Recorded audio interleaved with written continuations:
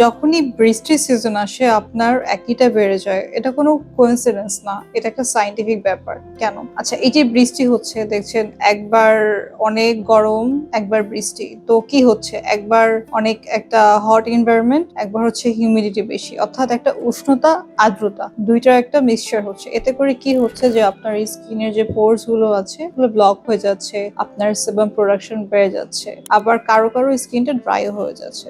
So আমি তাদের নিয়ে কথা বলি যাদের একনি হচ্ছে এখানে। তো উষ্ণতা আর্দ্রতা দুইটা মিলে কি করছে, বেশি বেশি ব্রেকআউট। এক্ষেত্রে পি একনি অর্থাৎ ব্যাকটেরিয়া জড়িত যে একনিটা, সে একনিটা বেশি দেখা দিচ্ছে।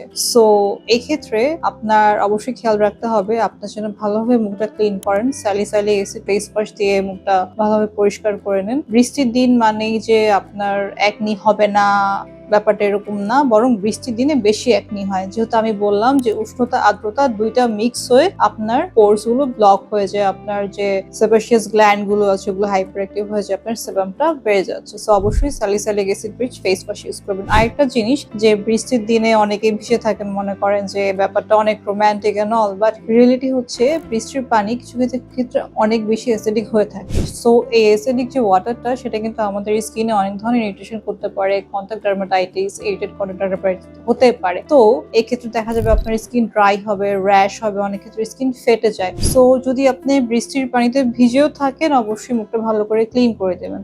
আর যাদের অ্যাক্নি রিলেটেড ইস্যু হয় বৃষ্টির সিজনে, বললাম ফেস ওয়াশের ক্ষেত্রে ফেস ওয়াশটা ভালো ইউজ করবেন, তো নন কমিউনোজেনিক অর্থাৎ তৈলাক্ত কোনো প্রোডাক্ট ইউজ করবেন না।